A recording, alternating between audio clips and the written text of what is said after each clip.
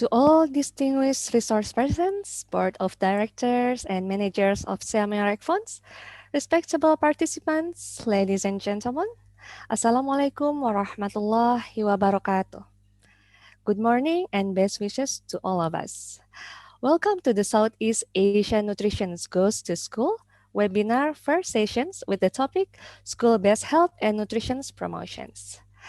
My name is Selvi Aprianti Mardiana. I'm honored to be your Master of Ceremony for today's event.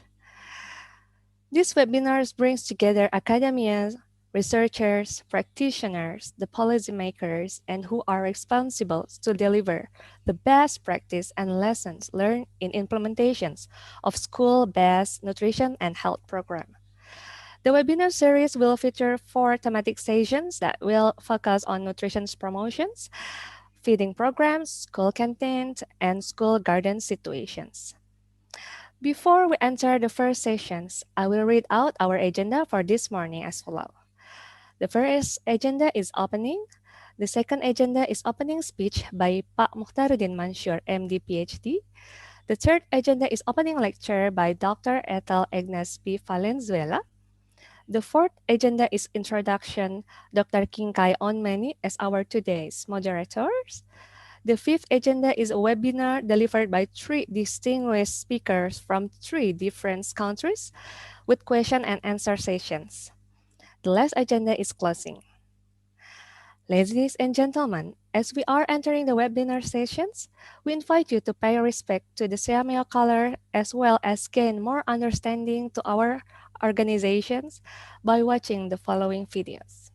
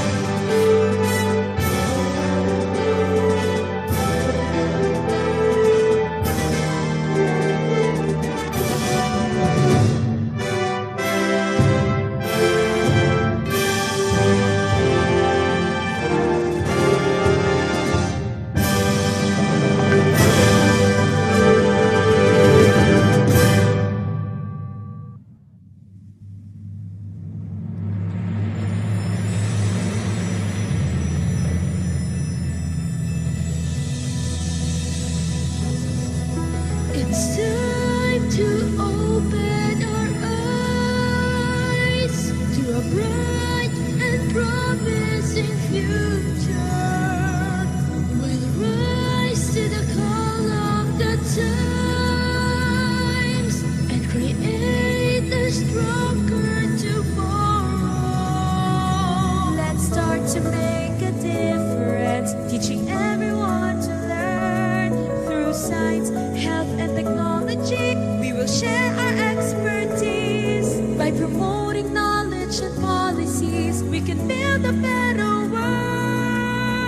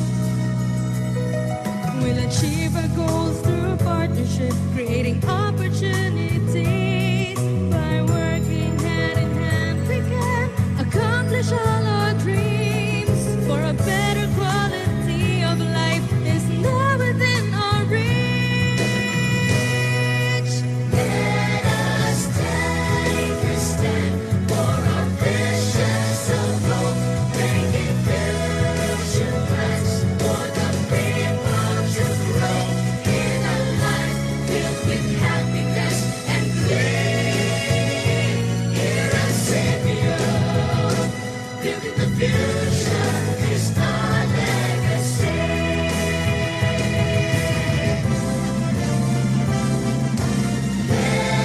Let us take a step for our visions of hope, making future plans for the people to grow in a life filled with happiness and clean. Hear us sing you. Building the future is our legacy. Building the future is our legacy.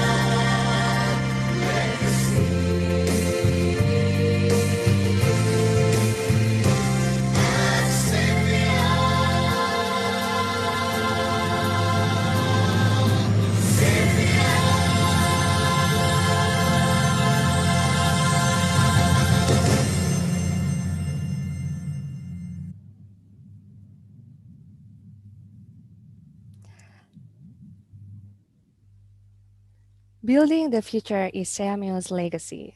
We hope that this webinar will also one of SEAMEO RecFund's legacies. Ladies and gentlemen, we are now going to listen to opening speech delivered by Director of SEAMEO RecFund, Pak Muhtaruddin Mansur, MD, PhD, to give his speech. Okay, thank you, Selfie.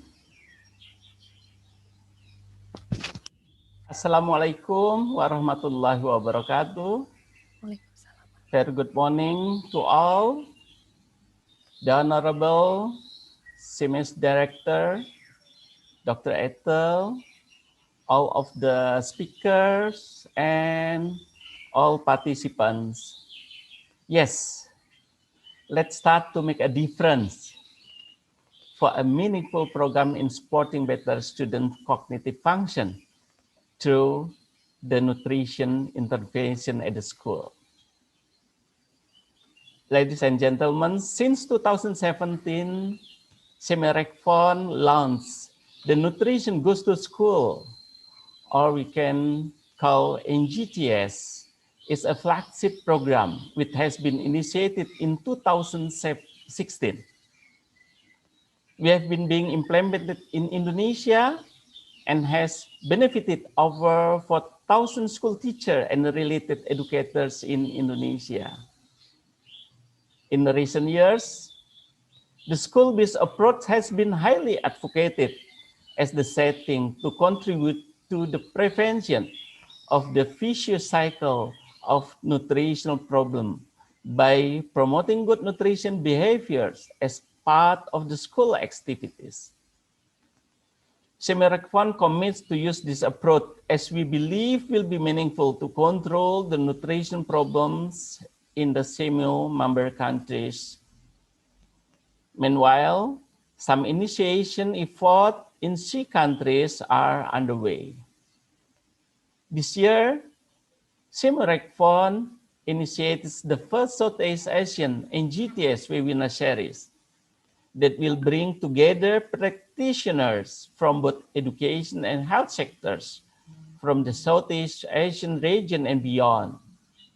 The current pandemic situation entails the need to keep updated while adopting new learning and teaching methods suitable to currently available resources which vary across socio-economic political strata.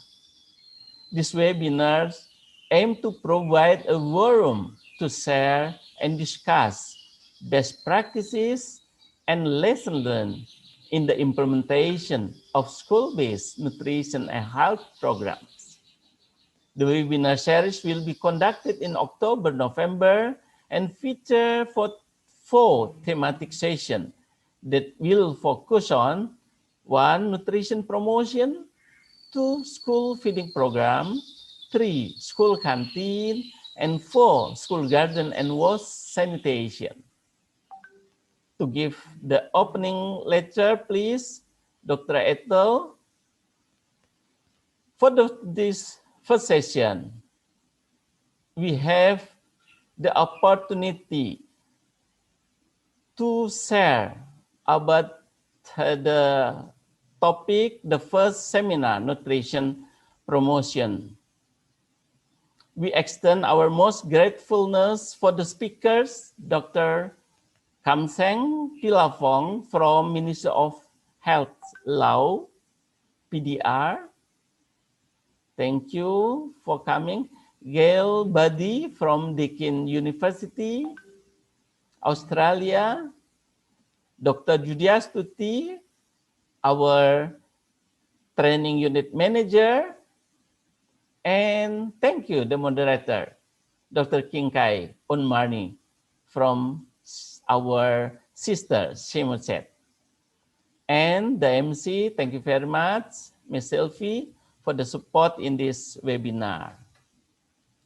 I warmly welcome at the moment 932 registrants from 13 countries in Southeast Asia and beyond, and wish you a great learning experience in this webinar session. We hope that the information sharing you gain from this webinar will further be shared to your colleagues and students and stimulate ideas for its application implementation in your daily life work. I thank the coordinators, Dr. Judhiastuty Februhartanty and Dr. Luh Adewiratnyani, and also our Deputy Director Program, Dr. Jess Fernandez, and all the committee of this webinar series for their hard work. And last but not least, all of the funding these activities has been supported by Ministry of Education and Culture, Government of Indonesia. I wish you all a very successful session. And again, I may ask Dr. Elgo to deliver her opening lecture. Wassalamualaikum warahmatullahi wabarakatuh. Thank you, Selfie. Thank you very much, Pak Muhtar, for the opening speech. Ladies and gentlemen, the next agenda for this session is opening lecture delivered by Director of SEAMEO Secretariat, Dr. Ethel Agnes Valenzuela. Dr. Valenzuela, time is yours. Dr. Mukhtaruddin Manzoor, Director of SEAMEO RECFON, SEAMEO officials joining us, our distinguished speakers, our participants. Ladies and gentlemen, good morning. Sawadee ka. I am very honored and pleased to join you this morning in this very important discussions on school-based nutrition and health promotion in Southeast Asia. This event will generally be sharing best practices and lessons learned in the implementation of school-based nutrition. And this is also one of our very successful programs at SEAMEO. Shall I begin by saying that this COVID-19 pandemic has affected not just our economy, our society, we also face education crisis and health crisis combined, which has never happened before. Children and young people are affected. And now we're talking about how we can reopen schools. How can we rehabilitate schools? How can we promote health and sanitation in this time of pandemic? We all know that children and young people have healthy eating habits. They're encouraged to physically be active and learn to manage stress. But COVID is different. It has given us a lot of stress by having social distancing. As a social human being, it's difficult. And to stay away from many things and keep on cleaning ourselves to avoid this pandemic. The chronic disease in adulthood will also be given consideration as we prepare the younger generation for a very good information dissemination on health and sanitation protocols. It goes from the early or the beginning stage up to adulthood. Nutrition education is a key element in promoting lifelong learning and healthy eating and exercises behaviors that should start from the early stages of life. Nutrition education is also an accessible behavior that should start right now, even during the pandemic, because it is an effective tool in promoting healthy habits and the rest. The inequalities in our region was seen during the pandemic. Not all can afford all of these expensive masks or expensive hand sanitizing gel or even practice all of these temperature check right in their own homes. It has created a lot of inequalities that we have never witnessed before. Even access and quality of education were tested during this pandemic. During the Ministerial Policy E-Forum, each minister of Southeast Asia shared their responses to COVID. Some of the ministers shared that they have continued with school health, sanitation, and including school feeding programs, even during the lockdown. Not all countries have this school feeding program and extension of classes and assistance during the lockdown. Nearly 1.6 billion learners all over the world have been affected, 190 countries and many continents. Teachers, 60 million of them, have to provide solutions. All of these problems require the solution from everyone, teachers, principals, and as well as stakeholders and SEAMEO in general. Based on UN population data, school closure have impacted 94% of world student population, and 99% of them come from low and lower middle income countries, including those in our region in Southeast Asia.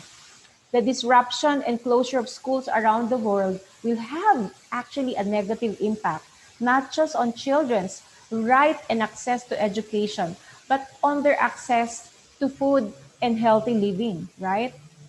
So it's really difficult to predict how long this situation will be. Up to now, most countries are still closed, even in our region.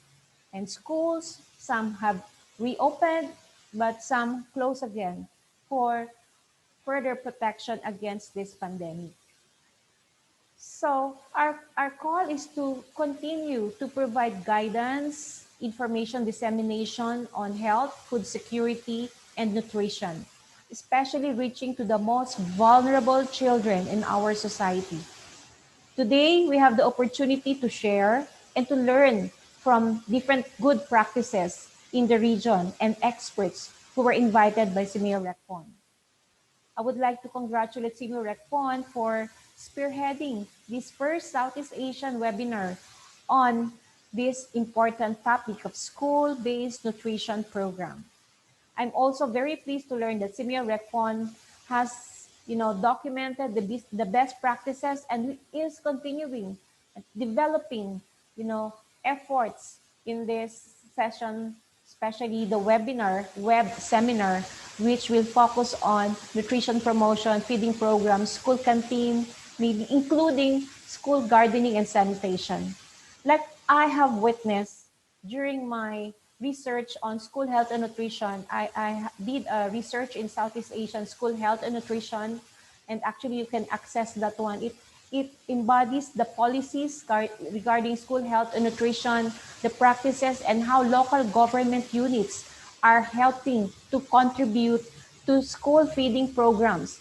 Some of these best practices that we have documented have won awards internationally because they promote lifelong learning, they promote involvement of stakeholders in the community to prepare school garden and cook the products from this and feed the children. There are many things we can learn from each other. So it's really an opportune time that SEAMEO together would work on sharing all of this innovation and perhaps adapt innovative approaches And that's something we can put forward to the minister for further action and regional policy making. I think we should wait for all the sharing of good practices on school-based nutrition and health programs. This is actually our priority area in education as well. This will contribute to addressing barriers to inclusion because children drop out of school because they don't have access to, you know, breakfast and lunch. They skip their classes because they're hungry and they drop off the school if they're hungry. But how can the community and the stakeholders, continue to address barriers to inclusion? School health and nutrition is probably one of the best solutions. That's why many regional and international organizations also invested in promoting school feeding programs. I have seen some very good quality school feeding programs in different parts of the world during the time that I was doing the research on school health and nutrition in Southeast Asia. So while we are in a different time, COVID-19, what we have documented before may already be, given a new flavor, given this situation of lockdown. There may be new interventions that were never recorded before. So I encourage you to stay with us and to watch this seminar. And I'm very happy to acknowledge the speakers who will be sharing their innovation policy-wise or programmatic-wise. We are here to listen and learn from you. Congratulations, SEAMEO RecFon. Congratulations to SEAMEO RecFon Director and the team. And may we have a fruitful discussion today. God bless everyone. Thank you very much, Dr. Valenzuela, for the opening lectures. Ladies and gentlemen, to start the core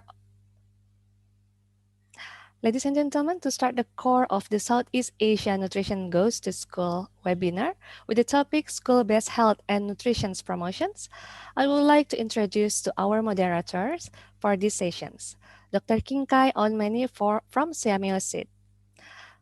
Allow me to read Dr. Ounmany biography. Dr. Kiengkay Ounmany, his occupation, he is a head of research office for SEAMEO Regional Center for Community Education Development.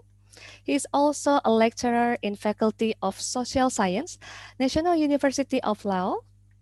His working experience, he was visiting scholar for Portugal and South Korea. He was head of International Cooperation Divisions, International Relations Office, National University of Laos. Dr. Ounmany is a researcher and also a research consultant. He worked as a resource person for some organizations' projects in national and internationals. Dr. Kiengkay's educational background, he graduated as a Bachelor of Business Administrations in 2005. He graduated as International Master of Business Administrations, a French Law Cooperations Program in National Academy for the Studies of Policy and Public Administrations, Vientiane, Laos, in 2007. He got Doctor of Social and Economic Science, University of Natural Resources and Life Science, Vienna, Austria, graduated in 2014. Dr. Kiengkay's research interests is rural livelihoods, natural resources management, ecotourism, sustainable tourism, community education.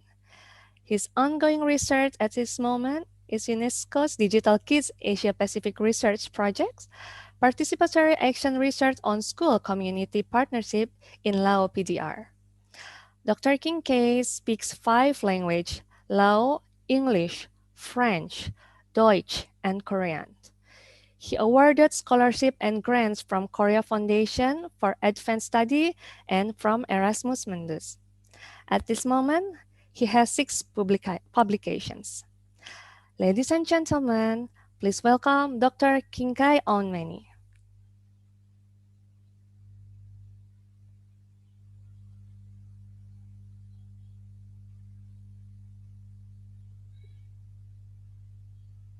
Thank you very much for a very nice introduction, Sophie. Today I'm very pleased to moderate the sessions on nutrition go to school in Southeast Asia. Today we have 3 speakers from 3 different countries. The first speaker is from Laos. The second speaker from Australia, and the third speaker from Indonesia. But first, let me introduce you to the first speaker who will talk today. She's Dr. Khamseng Philavong from National Nutrition Institute under the Ministry of Health of the Lao People Democratic. Today, she will talk about school nutrition in school in the Laos PDR. Maybe Dr. Khamseng, you can talk about yourself and your research projects, what have been done so far, better than I do. So the floor is yours, Dr. Khamseng.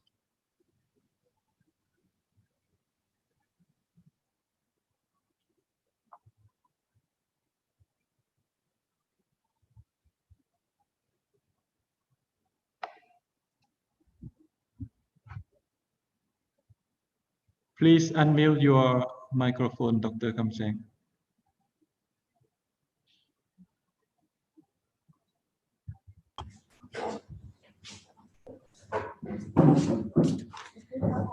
Distinguished Director of SEAMEO CED, on speaker and on participant.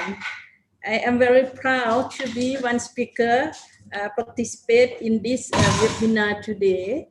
And today I will speak on the nutrition base in school and health promotion. So for my presentation today, I have speak on the nutrition situation in Laos, in Lapidia, and the implementation progress and key challenges. For the nutrition situation in our country, in general, for the children under 5, the malnutrition rate reduced. We have many progress, but however, the rate is still high when we compare to other countries in the region and in the world. Stunting now is 33%, underweight 21%, wasting is 9%. For exclusive breastfeeding, we still have to improve more because the rate now is 45%. And for the anemia also, in children and in women are still high. For children is more than 40% and for women is around 30%. Therefore, in Laos, the economic loss is around 197 million US per year, equal to 2.4% of GDP due to malnutrition. And average 142 million USA or 73% because of malnutrition occurred during the first 1,000 days of the life, and more than 38 million US dollar or 1/3 of total loss are related to nutrition of women and children on infant and young child feeding. So for the implementation progress, our strategic approach is the nutrition conversion approach. Following the National Plan of Action for Nutrition year 2016 to 2020, we have 22 first priority of nutrition intervention. 10 specific nutrition intervention, and for sensitive education nutrition intervention, and for sensitive agricultural nutrition intervention, and for multi-sectoral and governance intervention. For the key achievement of the health sector, we have national budget allocation increased to priority nutrition action. So many donor and development partner provide us the kind assistance on the realizing the national plan of action for nutrition, and the national implementation of micronutrient supplementation. We also do well. And we launched of the National Infant and Young Child Feeding Guideline to improve to reduce the malnutrition rate, especially the stunting rate, and food implementation for pregnant women and children in priority area. We also do the capacity building for the social and behavioral communication change communication, SBCC, and we implement the IMM. And also we set up the web-based science iodization monitoring system. And in Khamseng province, the open defecation-free declaration is declared since many months ago. And the nutrition training of health sector staff, especially we also have the cooperation with Temasek University in Singapore. We train 100 dietitians. Yeah. Now American Nutrition American Nutrition Initiative project with focus on the research and education development. So we'll start soon. And for the key achievement for education sector, there are the SEAMEO program, which are implemented in 14 provinces and now is still going on, and priority focus on the district with many difficulty. Yeah. And due to the baseline survey of the national SEAMEO program in year 2012, there are some helpful data that we see there's stunting in school children is high, especially more than 50%. And also underweight is more than 20%. But the wasting is also is also under 5. So wasting is okay. But for stunting and underweight is still high. So for the summary result, the result is show the higher stunting rate in this pupils group. Therefore, it is potentially possible that the children in the same community and the neighbor area will have the same nutritional status. The stunting is the chronic malnutrition. So it's related to many factors affected to nutrition status, but the main factor is the economic status, food insecurity, and low food dietary intake. Underweight in these two representative pupil group in the study are moderate. If no problem solved, it might be more serious in the future. Around 3% of these two pupil group have obesity trends, Therefore, we have to consider about this issue to solve the problem in the near future.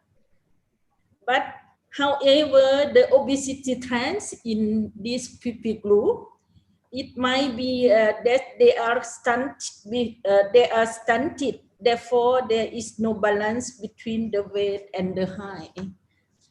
A recommendation of this study in the people group who are stunted, it is indicated that the chronic malnutrition and the nutrition status of children in the same community is potentially in the same program.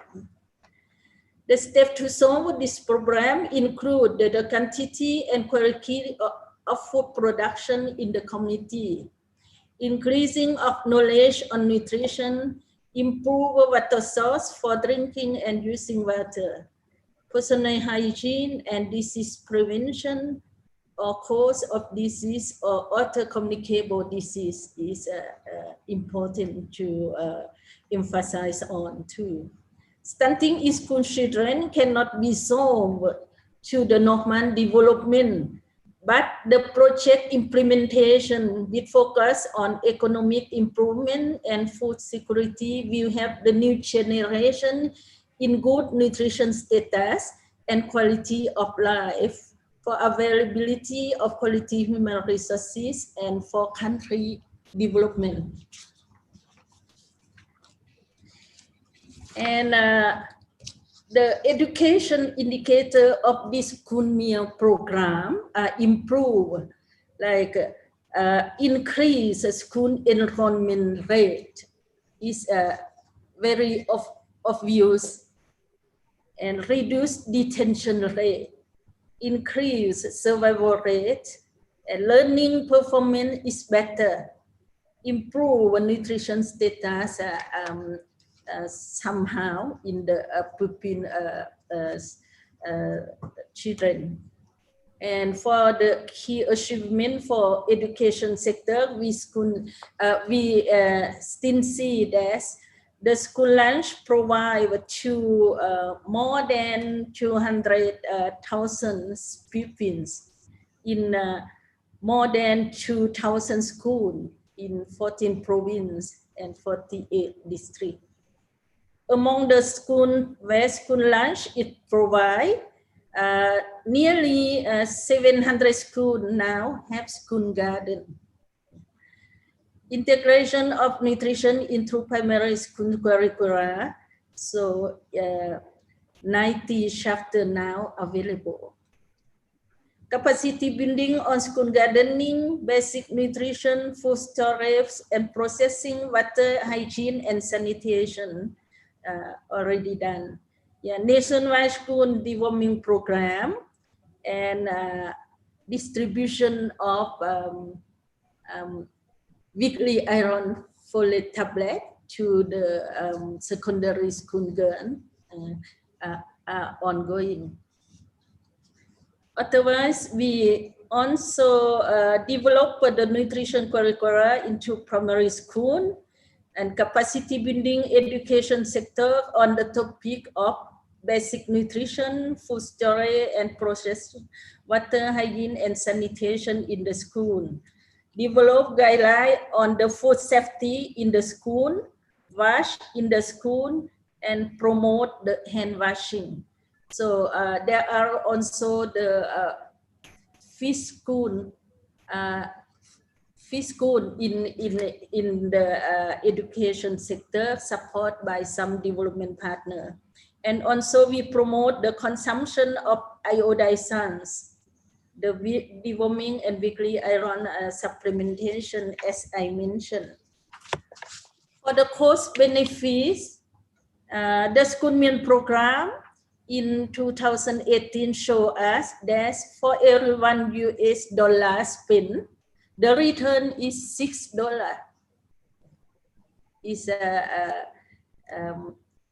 It is great to invest in this intervention. An average 14% school enrollment increase over the last 10 years. Children receive a school meal are also spending 1 year longer at school compared to their to their peer. This program are also strengthening the capacity of smallholder farmer, not only allow them to produce more and better agricultural product and increase income.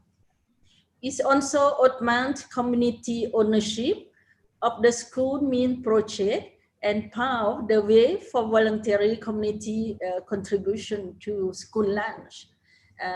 Many parents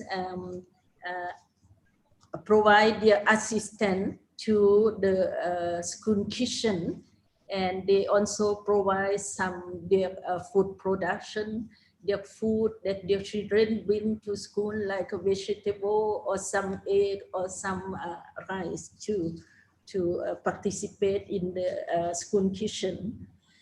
We still have many challenges for further implementation.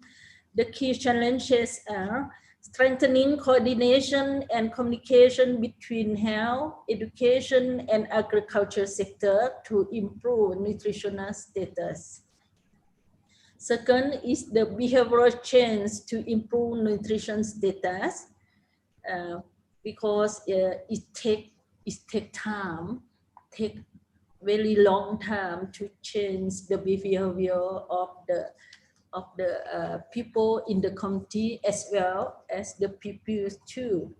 And it is require patient consistency, collaboration from community and especially in the rural community.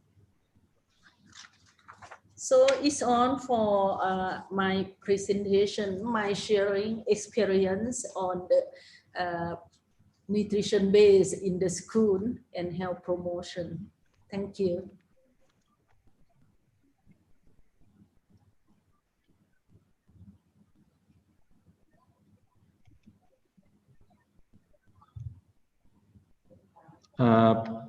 Thank you very much, Dr. Khamseng, for your very nice presentation, sharing to us. You highlight it's not only school nutrition, school meal programs in the school, but you also mentions about other interventions, for example, deworming, iron supplements, and also how to integrate nutritional education in the school curriculum. I think it's very important areas that many actors should focus on. As you can see from her presentations now, Laos has a problem with stunting, underweight of the children. I think it's among the highest in Southeast Asia. So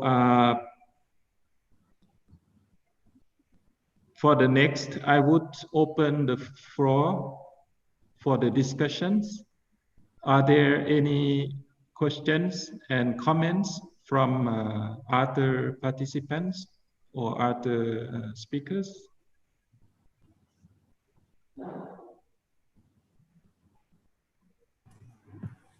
I'm sorry, Dr. Kiengkay. I think the question and answer will be in the end of the session. So maybe right now we could read the rule of the session first, and then continue to the second speaker, and then third speaker, and then last question and answer. Okay. Sorry for misunderstanding. So we will leave question and answer session at the end of the presentations. So to proceed for the next presentations, may I introduce our second speaker, Dr. Judhiastuty Februhartanty. Dr. Judhiastuty is currently a training unit manager as well as programs coordinator of the Nutrition Go to School at SEAMEO Recfont. She gained her doctorate degree from Nutrition Department, Faculty of Medicine, Universitas Indonesia. She has been affiliated with SEAMEO Recfont for over 20 years and was awarded SEAMEO Service Award in 2011. She's a passionate educator and researcher in the area of behavioral nutrition, food and nutrition education, school-based nutrition promotion, and qualitative study. She published several teaching modules for school teachers, as well as postgraduate students. She has co-authored over 40 scientific publications on infants and young child feeding practice, adolescent nutrition, and driver of food choice. Her most recent work includes infant feeding practices dealing COVID-19 pandemics, socio-cultural research in protein transition, growing up meal surveys among toddlers, and some school-based initiatives. Now I would give the floor to Doctor, sorry, before moving to the second presentations, may I introduce the rule for the participants? Participants are expected to enter YouTube channels online on the following link. The use of headphone is recommended. Type your questions or opinions in the live chat sections. The question or opinions should be brief and clear. Please state your name and organization while asking questions. As shown in the blanket, name, country, speaker, questions. At the end of the session, participants are expected to fill out the evaluation form as a proof of attendance. The certificate will be given to the participants who complete the evaluation form. The link to the evaluation form will be shared at the end of the sessions. The certificate will be available 2 weeks after this webinar series. For further information, please visit SEAMEO Recfont website and social media regularly. Be sure to subscribe and like SEAMEO Recfont YouTube channel and follow our other social media accounts.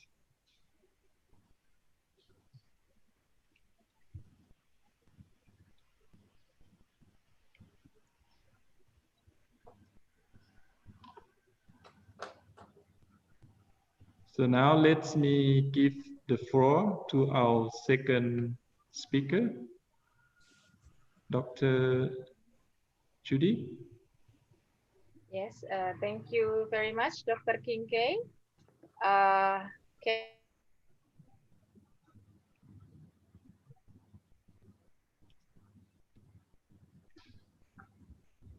Can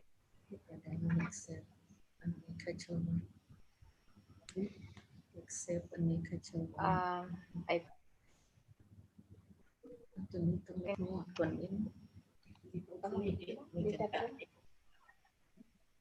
Hello, can you hear me?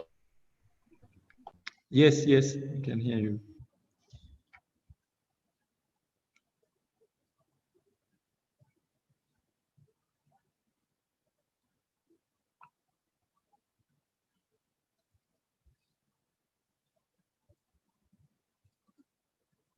I was having a connection problem. Can you hear me now?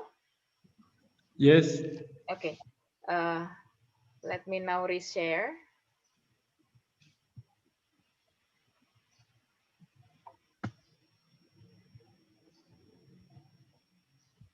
Can you see the slide now?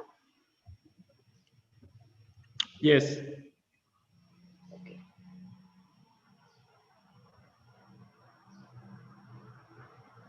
Okay. Thank you again, Dr. Kiengkay.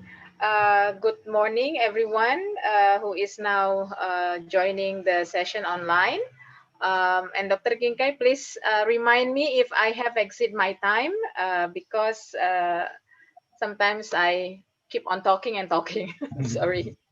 So I would like to actually extend this World Teachers Day yesterday, 2 days ago in 5th of October. And I learned from Dr. Kiengkay that in Laos, today is a public holiday because of this Teachers Day. So salute to all teachers. This is your day, and we hope those teachers who are joining the session today can also share by putting some comments or questions in the chat box of the YouTube for us to also have a discussion and see what you are doing so far. So my title will be around nutrition and health promotion, the school and beyond. This is the outline. I will be speaking about health nutrition related problems among school children. And then we will be talking about nutrition or dietary guidelines in some of Southeast Asian countries. And then we will be also discussing the gap between what we eat and what we were recommended to eat actually. And then what would be the options in coming up with some solution on that. I will be also sharing some lessons learned from one of our flagship program on nutrition goes to school and situation related to the COVID-19 pandemic. And then I will also present some take-home messages that we hope we can also apply in beyond the session of today.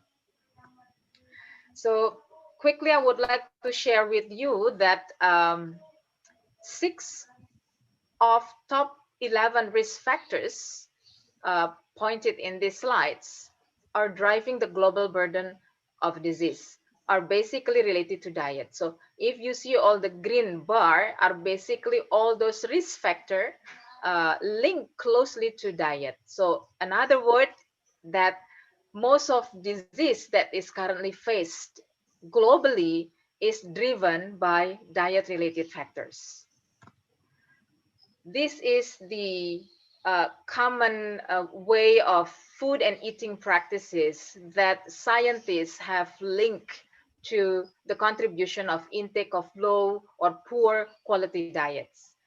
More sugar and vegetable oils added to the traditional recipe, fast food consumption, dehydration due to less drinking water. Now I am assuming that everyone has uh, a bottle of water with you during this webinar, so to keep you hydrated.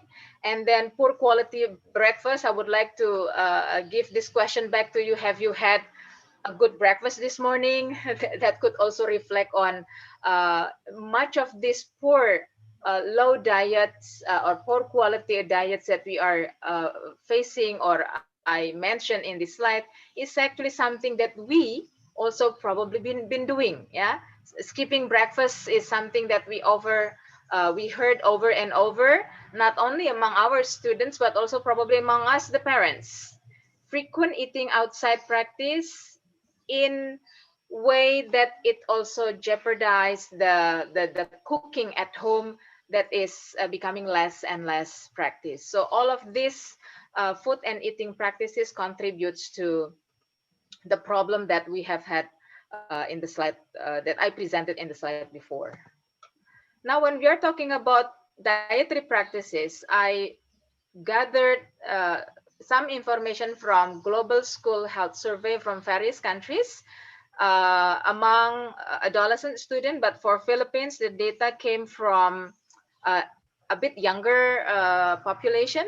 So what is interesting, those practices marked red are basically practices that needs to be limited, yeah. But the fact a country like Brunei, Malaysia, and Thailand are reported to have over 40% of consumption of carbonated soft drink on a regular basis. When we are talking about regular basis, it means at least once per day. The next practice that needs to be limited is actually the the visit or the consumption of fast food in a fast food restaurant. So dine at fast food restaurant. So we see here Philippines and Thailand also having over 50% of this practice performed by students. And by the often here we meant 3 or more days in the last 7 days, 3 or more times in the last 7 days. The next practice marked in blue were meant to address a good practice. So it has to be advocated. It has to be done more. Unfortunately, I have only access one country with breakfast data, which is Indonesia. It's only 35% that Indonesian students are having breakfast. So it means to say out of 10, 7 come to school without breakfast. That's more or less the analogy. In terms of fruits and vegetables, also the practice is low. For fruits, less than 20%, as shown by Philippines and Timor-Leste. When we say regular, it means 2 or more times a day for fruits.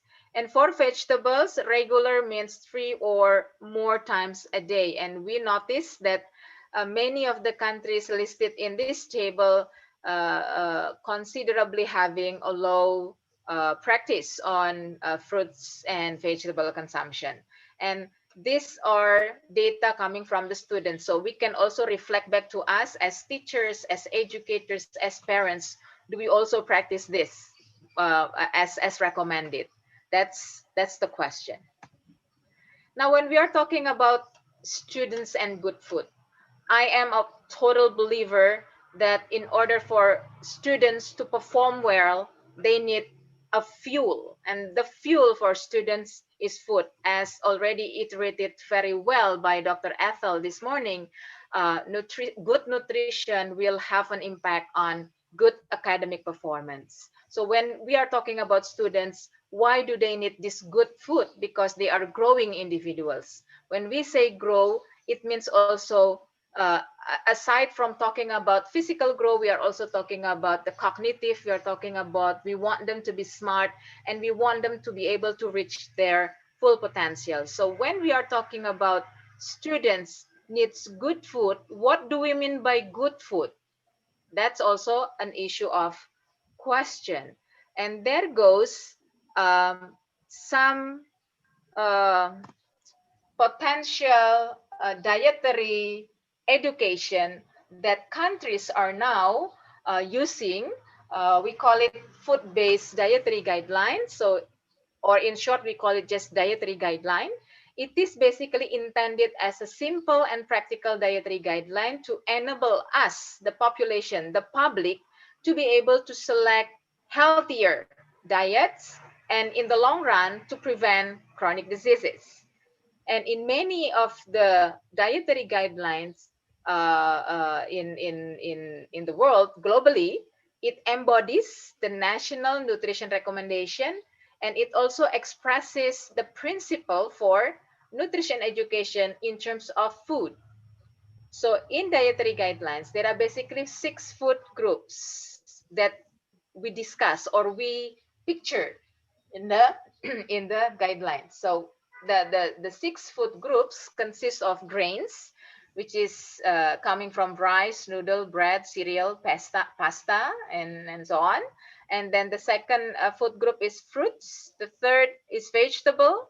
The fourth is in the group of meat, poultry, fish, eggs, dry beans, nuts, and so on and so forth. The fifth food group is dairy group, which is the example would be milk, yogurt, cheese, and other dairy products. And the last group consists of fats, oils, and sugars or sweets. And when we see these 6 group and how these 6 group are depicted in the food-based dietary guidelines of some countries that I have access to, it is interesting that This first slide comes from Brunei, Indonesia, Malaysia, and the Philippines. And if you notice, this pyramid, we call it food pyramid, basically tells a similar thing. Like, for example, in Indonesia, we have this, we call this tumpeng as one of traditional food in Indonesia to represent that this belongs to Indonesian. So the base, if you notice, for Indonesia, Malaysia, and the Philippines, the base are basically consist of those coming from the first food group, which is the grains, the rice, noodles, and so on. Interesting enough, in the Philippines, the first base is actually on exercise. And then on the second layer of the Philippines guide is actually the water, yeah, water consumption. If you notice, for Brunei and Indonesia, we also have water outside the food pyramid. We also provide the water. It is an indication that the government, the national government of the respective country, see this as a problem. So that's why they use an additional water intake as part of the education for the public, that people in the respective country needs to also comply. Interestingly, Brunei, you are using a plate similar to what is going to be what is used in Australia, but the partition in the plates pretty much depict a similar portion, that the base in this Brunei dietary guide is more on the, I think the partition is bigger for fruits and vegetables, and then the second layer is the grains, and then there goes the other food groups. And if you all notice, in all these pyramids, fats, oil, and sugar is on the top. This may have an implication of misunderstanding. In some of my experience, the top is always seen as the best, while actually in the pyramid, when we are talking about the top, the top means a small portion. It means something that we need to limit. But then again, we will be discussing again all of this, the understanding on the food guide in the public views. Similar to what we have discussed, Thailand is having a flag form rather than a pyramid, but the essence is the same. On top of the flag, which shows a bigger portion, comes from the grain group. Okay, for Singapore and the Vietnam, pretty much similar to Indonesia, Malaysia, and Philippines that we have discussed just now. Here you have also some servings portions in most of the dietary guides. The point is really, when we are talking about this dietary guide in the forum of Southeast Asian country, is really to see if they are conveying similarities rather than these differences. It really shows that Southeast Asian region have shared similar socioeconomic background, and also similar cultural heritage and dietary patterns.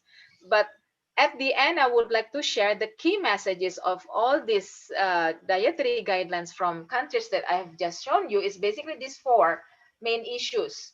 Eat variety of food, because there is no single food, there is no power food that will contribute to the most complete nutrient.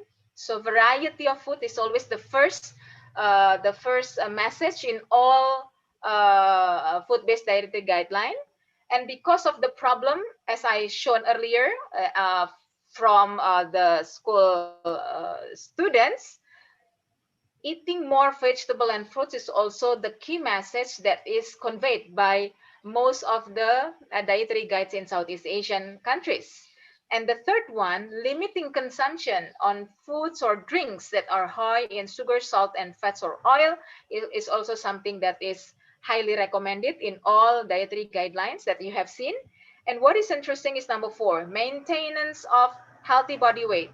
So this simple measure, according to experts, has been proven to to contribute to the control of chronic development of chronic diseases. So maintaining healthy body weight is also one of the key messages that we observe from all the dietary guidelines I have just shown you.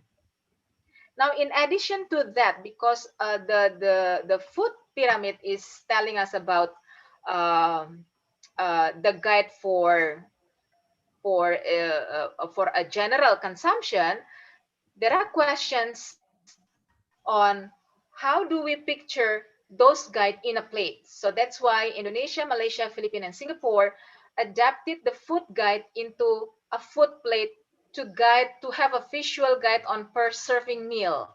And this serving meal, this food plate, incorporate messages of balance and proportionality of the food groups that we were discussing. And this reflect to the recommendation of food should be consumed at each meal time. This is how it shows. This is what I can have access to. So if you notice, Pinggan Pinoy and Isi Piringku in Indonesia basically share similar message. The partition of the fruits and vegetable, as well as the grains and the protein sources, yeah, is similar. Also from the one on top is actually from Singapore, and the one with suku-suku separo is for Malaysia. They also share similar partition. So each and every country are developing this using the expertise of the national expertise, and then using this to educate the people in their respective country on what to eat to have a better or healthier version. The question is, the first slides that I've shown you show us exactly what we eat or how we eat. And then the next slides that I have shown you show us what is recommended. And we can see that what we eat and what is recommended does not match. So why or why? Then I would like to bring our attention on the thinking of the guru on nutrition education, the Professor Isobel Contento. Um, the, the, the picture on the right side is the complexity of influences on food choice. So when you say, why do you eat carrots? And then your response is, oh, because I like it. Like may seem simple to us, to a person, but likes, according to this framework, encompasses a whole complex, multifaceted drivers. So what I'm trying to say in this slide is actually on the right side, that when we are talking about educating people, educating public, it is not merely about information dissemination. So whenever we are happy that we have food guide, we have food plate, the issue is not really about, the issue of education is not really about disseminating those pictures to as many schools as possible, to as many people as possible, but more on addressing this complexity of drivers of food choices is actually the key for health promoters or public health practitioners on using the tools for education, such as the food pyramid and food plate, because pretty much of the likeness on certain food is actually affected by preference and sensory factors. It also reflected person-related factors in terms of beliefs, meanings, also social norms. And what is more complex is that you like drinks or boba tea is because environmentally boba tea is everywhere. So this is what I would like to tell you.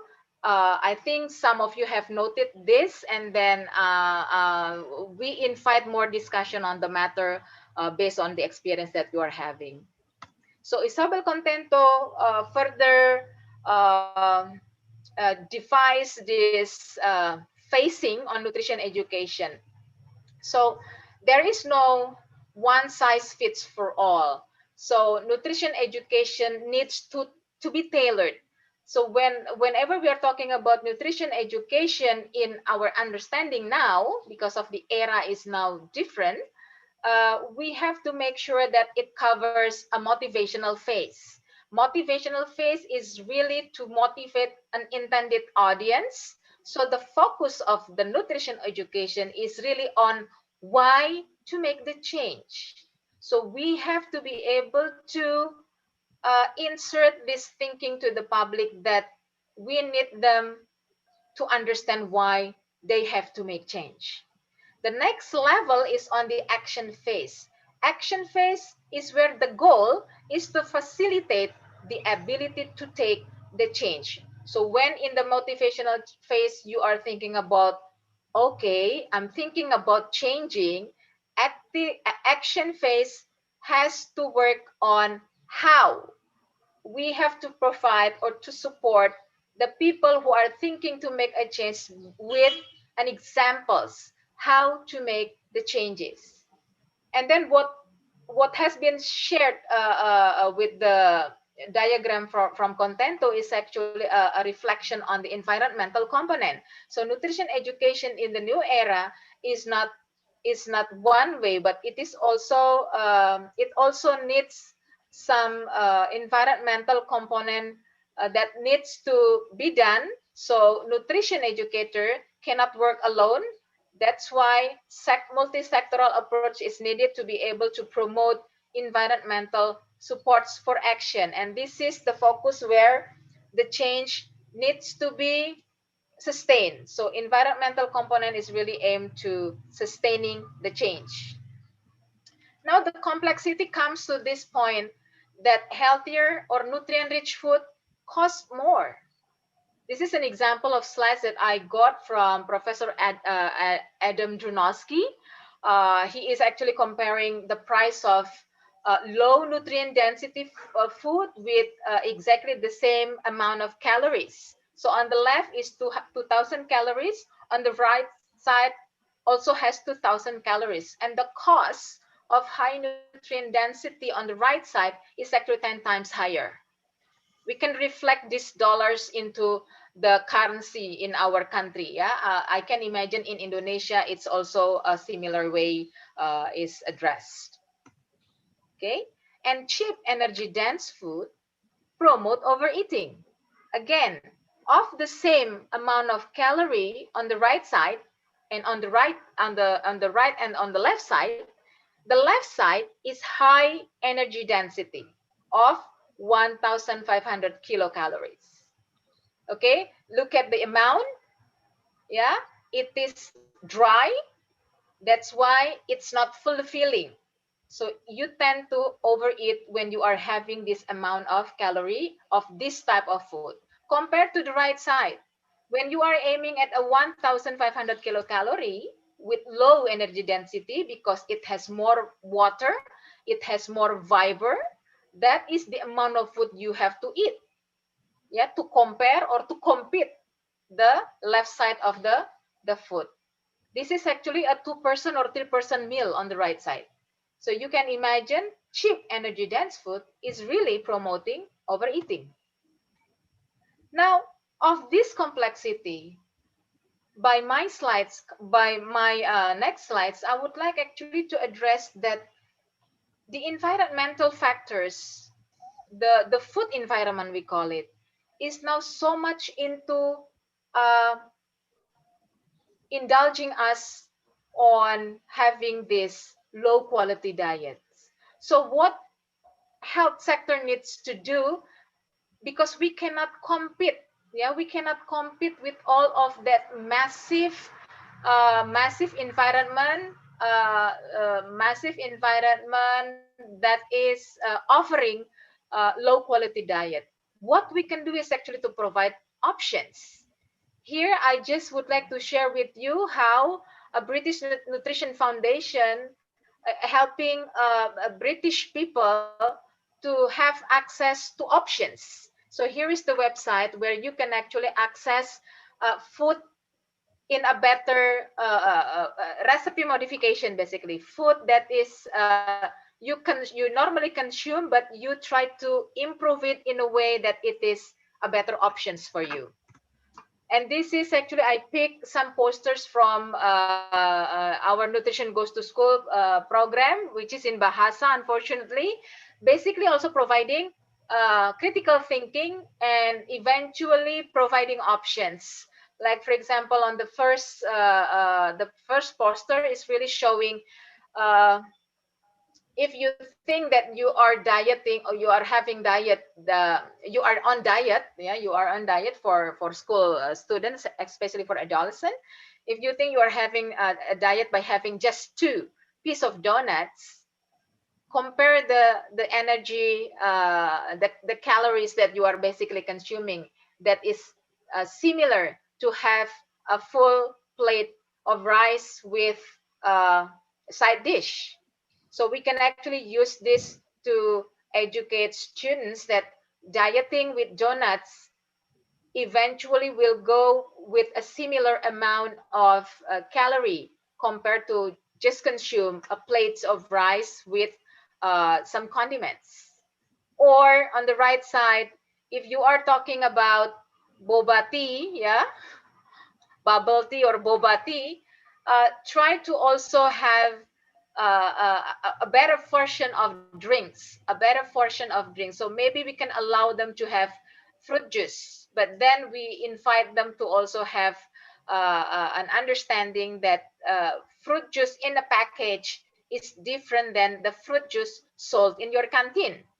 Yeah, the canteen will actually use a more real food compared to fruit juice that is actually served in a package manufactured. So this kind of options is the approach in our program, that we cannot eliminate 100% all of those low quality diets, but by providing option, we can invite the public to start thinking on ways for their own good health. Another options reflected in this slides is that uh, uh, one organization is working on a module for adolescent student. Another organization is working on a module of the same notion on nutrition in adolescent, but for school teachers. We provide the school teachers with lesson plans that will fit to the need for the curriculums, something like that. Now, when we are talking about education, uh, we cannot basically split the education venues of school and home. When we are talking about foods, these two are the settings for our routine engagement with foods. So therefore, we will be discussing further on what nutrition goes to school and SEAMEO Recon is all about. So this is a multi-sectoral program, and we are using school because school is proven to be an effective media for character building education. So we would like nutrition to be part of character building education, and therefore the practices of good nutrition has to be conveyed consistently in school and at home. So the aim is improving, our program aim is improving student learning outcomes through active participation by acquiring proper nutrition. And our NGTS program target group is all about school from elementary until senior high school. This is the approach of the NGTS program, that we are using this DESPIS program. So the approach of our program is really on creating demand, yeah, creating demand through teachers. And we also provide supplies. The supplies can be in terms of learning material, facilities. In the case of school, we invite schools also to benefit the program from the school canteen and school garden.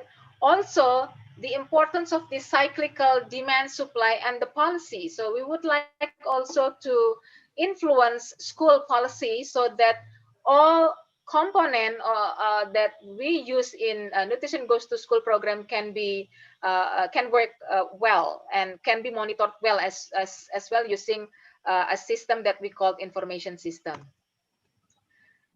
In terms of framework, this is the approach, this is the framework that we offer in Nutrition Goes to School. So we have received actually comments from our school partners on saying that this nutrition has or must go into curriculum. But the approach of Nutrition Goes to School, as you have seen before, that we are using school as character building development venue. So much of our programs and activity is actually inserted through school environment using intra-curriculum or extra-curriculum, even co-curriculum approaches. So there are ways actually in which nutrition education can always be inserted in the whole cycle of learning in the school. Pretty much about that in the framework. This is the component. So we have school canteen, school garden, nutrition education. We also emphasize hygiene and sanitation, which is very much into the practice in the era of COVID pandemic now. And physical activity is also something that we encourage doing, because that is also part of the dietary guideline that you have seen before. In most of the dietary guideline, physical activity is also part of the game. Yeah. And then we work with vocational school as well through online training. This is the accomplishment that we have had so far. So we have online training for school teachers. So much of the approach of our NGTS is actually providing capacity building for school teachers and school principals. So since 2017, we have conducted school teachers online training throughout Indonesia. We train approximately 4 teachers nationally. Around 9 schools has been trained. When we are talking about Indonesia, we are number 4 in terms of world population. So 900 school is actually still nothing, but we are working with our partners to try to expand the scope of our work in the near future. In Southeast Asia region, we have so far some work with the Philippines, and also with some we have some work with Timor Leste. Interesting enough, with Timor Leste, we are training. We train 3 language teachers actually. So again, nutrition can actually be inserted in many ways, including through language. As much as I am a believer that resources has to be used in a way that it is intended, again, I would like to share with you that all the training modules that we are having now are still in Bahasa, are basically developed together with the teachers. They gave us all of this innovation that nutrition can be taught using school curriculum, a school subject, or even using events, or using some various different sessions that each and every school can actually innovate. So we pretty much thankful with all the contributors, teachers contributors on this module. And all these modules are in the process of translation in English, so that colleagues from outside Indonesia can also see what happens. This is pretty much how we develop for the face-to-face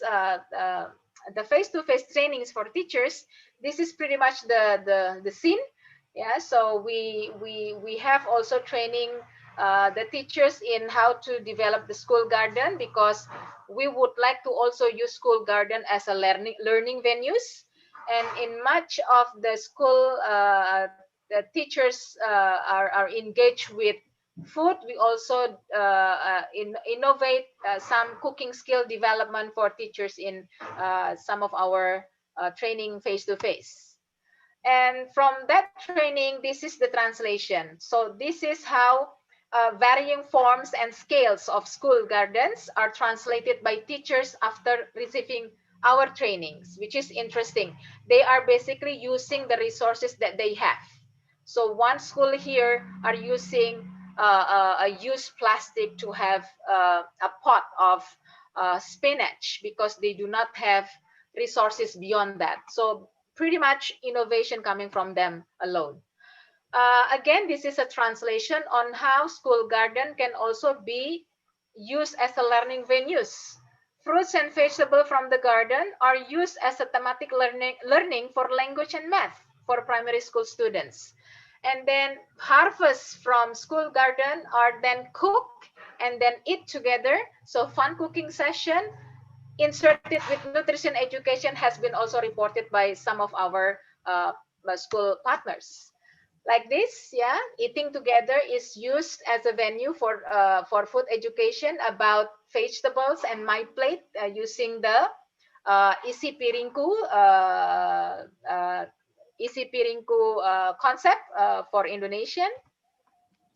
And this is what I would like to also share with you. Bringing food from home, eating them together is actually a way of the third environmental component stated by Professor Contento. This can facilitate norm setting. Bring food from home.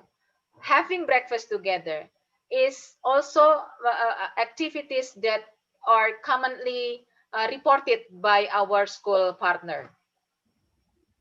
Eating fruits from home together. This can also be a peer pressure approach, so that this can also be a norm setting for young learners like them. Now, the role of school canteen. I would like to share quickly, briefly, because there is going to be a very specific session on the school canteen. The food and drink sold in the school canteen will predict what the students will consume at school. So let me share you. This is typical food available in school in some canteen in Brunei. If you see, lack of fruits and vegetable and sugary drinks is something that we commonly see. How about in Indonesia? Similar pictures. Indonesian loves fritters, so that is pretty much what is sold in the school canteen. And this is exactly the food that is consumed by our student, because they need to fuel, yeah, they need to refuel during recess, so they go to the canteen and this is what is available. This is interesting. Foods at a school canteen that has been exposed to NGTS program has gone into a different level. They have a healthier recipe modification in which more fruits and vegetables are sold, a different preparation, not only fries are then becoming one of the introduced food in the school canteen, which is also interestingly reported from our school partner. This is the ongoing activities that we are currently done in NGTS. I think I will just skip this and we can discuss this further. But then in terms of this COVID-19 pandemic, what has been done? So if everything was all school, now it is really on the home-based environment. So everyone is now having school from home. I am having working from home. Every one of us is basically centered our activities at home. So much because of the pandemic, the role of home environment is even greater. Parental control on food habits at home is really the time now to be shown, because roles of line love education is held by home and family members. Role modeling, eating goal setting is actually something that I would like to also discuss later on when we have a Q&A sessions. So this is what happened with our NGTS. Our monitoring with school partners, with academic partners is done through Zoom meetings. We are still doing it, and everybody is embracing all the challenges on doing that, including reports from students on what breakfast they are having. This is a report from one of our school in Bogor, and also students sharing what she is going to cook from home kitchen. This is actually from Cirebon. And interesting enough, I just have this access on Vancouver home learning lesson plan resources. If you notice here, these sites are providing teachers with home learning lessons plan from various grades. So I think this is also something we can collaborate together to help hand in hand to face this COVID-19 pandemic and get through it together. And this is the response that was actually addressed also by Dr. Ethel regarding school feeding program. There has been actually a guide, an interim guidance note by UNICEF, FAO, and WFP on mitigating the effects of the COVID-19 pandemics on food and nutrition of the school children. So these are options on how we can actually modify our old feeding program into something that is more driven because of the pandemic. I have seen school buses in US are going through communities and giving out foods for the needy families that has students going into that school. I think that is also something we need to look and see if that is also relevant for the context of our region. This is also something that was addressed by Dr. Ethel in this morning, that there has been a SEAMEO Ministerial Policy e-forum on COVID-19 response. The point I would like to raise here is that we are uh, we are into working together with teachers in facing these challenges. We understand this is not easy, but we just have need to embrace because we do not know when the pandemic will end. We are praying, we are hoping that this will end, but meanwhile it is still there. The pandemic is still there. This offers us some potential points that we can actually look for collaboration. So at the end, I would like to say that um, I agree that nutrition or health is an abstract concept. So therefore, since we know food and not nutrients, let's just talk about food. And eating is beyond biological. Eating, the consequences is on your nutritional status, but the way we consume food, the way we eat is so much more social and cultural, as it is shown by the food choice drivers diagram. So let's also embrace this situation as not merely teaching people just to eat this and don't eat that, yeah, because there is no such one fits for all. Provision of option is something that I would like to reiterate in these slides, and that school and home environments needs to convey consistent messages, because at the end, education is not the learning of facts, but the training of the mind to think. I think with that, I would like to end the session. I think I will have no more time for video show, so I will return the session to Dr. Kiengkay. Thank you. Thank you very much, Dr. Judy, for your very comprehensive presentations. We will return to this during the Q&A sessions. I'm quite sure there are so many questions posed to you. Now let's move to our next speaker. Let me welcome Gail Boddy from Deakin University. Gail Boddy has extensive experience in consulting both private and public institutions in Australia. She also has numerous publications on food and nutrition. So the floor is yours, Gail. You have thank you. 20 thank minutes. you. Yeah, thank you, Dr. Kiengkay. That's lovely. Thank you, and thank you to Dr. Judy, because you've said so many things that are actually a nice foundation for the things that I'm going to speak about. So there'll be a lot of opportunities for some learning here, I hope. Just sharing my screen. So I'd like to talk about, I've broken up my talk into these sections. So firstly, looking at child and adolescent health in Australia, the main issues regarding dietary health, and then the risk factors in terms of population, but also in terms of behavioural matters. Then I'll be moving on to food education curriculum and policies. I do have many years' experience as a secondary school teacher in Australia, and therefore that's probably the basis of the talk. And my current PhD studies concern teachers, so I've looked into a little bit about teacher quality and so forth. Then just a few reflections, as Dr. Yudi did, on the food education during the pandemic, and then just some lessons and considerations. And again, some have been mentioned.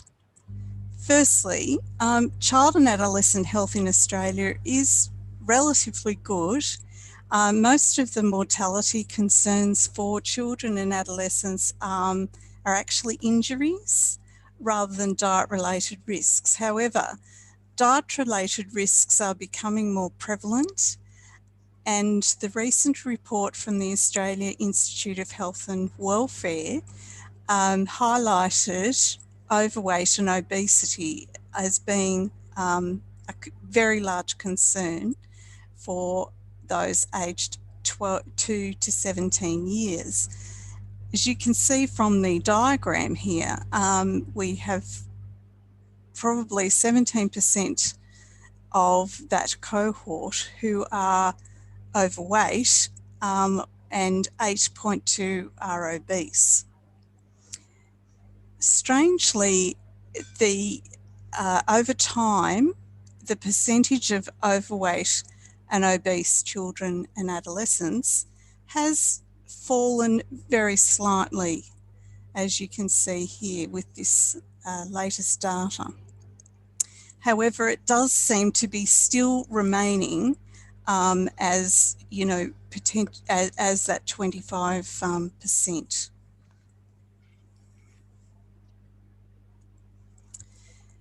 Who's at risk? Well, the population groups that are at increased risk are our Indigenous population, and they face many health challenges because of either remote living, socioeconomic concerns, and also just lack of access to regular health checks. We also have many children and adolescents today living with disabilities that are varied. They can be autistic, they might be physical disabilities, and these children and adolescents are very prone to overweight and obesity. I've mentioned low socioeconomic groups concerning the Indigenous, but it's also more widespread than that. And if I can reflect firstly about COVID-19 pandemic, it has revealed many fractures in the social fabric and in fact varied economic circumstances of many groups. Inner regional areas are just areas where there might be large population density, problems with crowded housing, or in fact rural and remote areas that can make those population groups also at increased risk. The consumption patterns, I'd like to talk about. Dr. Yudi mentioned that in terms of quite a few of the countries, and perhaps she'll be able to add this to her table on her slide. So we also in Australia experience that children and adolescents both do not consume the recommended number of vegetables or fruit. And here it's sort of just slightly put in the reverse where, as you can see, the percentages for particularly vegetables, children and adolescents not eating vegetables, which are of course a key source of nutrient-dense food. We've also recently found that the energy intake is 41% of that comes from unhealthy foods such as fried chips, the sugary sweetened beverages, chocolates, biscuits, all of those sorts of things that are very energy dense. And 41% of children and adolescent energy intake is coming from those foods, which we're trying to really reduce, to reduce their to reduce the incidence of overweight and obesity and all of the comorbidities that can come with that, particularly in later life. As Dr. Yudi mentioned also, we have a common thing there where 7.1 children and adolescents are consuming sweetened drinks, sugary drinks each day. And of course, they often come as packaged products, as do a lot of the unhealthy foods from manufacturers. So those ultra-processed products are in fact, you know, quite a concern, and they are readily available, particularly with some adolescents who may have part-time work. That means they've got access to the money to be able to buy those sorts of foods. If you look at sort of adolescents as a group on their own. This is Gail, I'm sorry. Yes, yes. It seems that we have a trouble to see your slide. Oh, can you okay. restart your slide? Yeah. Yes, okay, thank you. Okay. We'll try that again.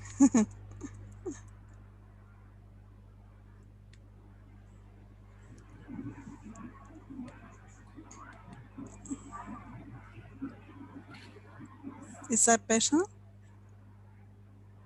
Yes, okay. Can you put it at full? Yes, of course, yes. All right, I'm just quickly going just so that you can in fact see that those issues there that I've already spoken about. It's okay, you can continue from the last slide. Okay, thank you. All right, so on to consumption patterns and meal practices regarding adolescent age groups. So for this age, I'm talking about students that are 11 to 18 years. So typically we'll be attending secondary school in Australia. So we've already talked about insufficient vegetables and fruit, but also whole grains. Students do not necessarily eat whole grain products. They often eat products that are ultra processed, so very refined grains. And again, they're missing out on quite a number of key nutrients there. Food and meal practices. We have meal skipping. Now, meal skipping is a little bit different to, it's really the choice of the person not to consume a particular meal. So typically adolescent girls have a phase where they skip breakfast.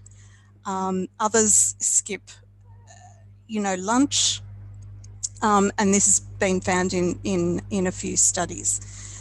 The other issue is about irregular or absent meal routines. In other words, if they're living in families or attend schools where their meal times are not reinforced or are poorly timed, perhaps. Perhaps there's not a time when everybody in the family may come together as they may have done in past history. And the third factor is that we often have students who are, or adolescents who exhibit overweight and obesity. There's actually what's known as a clustering of their lifestyle and behavioural risks. In other words, they're probably doing a lot of screen time, so they're very sedentary. If they are in fact overweight or obese, they may be reluctant to participate in physical activity. There could be, many, many reasons. So screen time is often cited. And as we know, we've probably spent, even as adults, we've spent more time on computer screens during the COVID-19. So it will be interesting. I'm sure there are some researchers looking into that at the moment. But the clustering means that, it's just exacerbating or making the risk to overweight and obesity all the more challenging. The other impacts that can occur for individual adolescents are there can be poor mental health, and in recent years in Australia, more young people report poor levels of mental health. Bullying is a concern here, and there are various programs designed to try and eliminate bullying from schools. But you can imagine that when an adolescent is overweight or obese, that can be the reason that they're bullied. They can be bullied because they're not a socially accepted body mass weight. They can have a lot of feelings of embarrassment about that and be very self-conscious. And all of that sort of can contribute to their feelings of depression and anxiety. And this has been a feature of schools in Australia in recent years.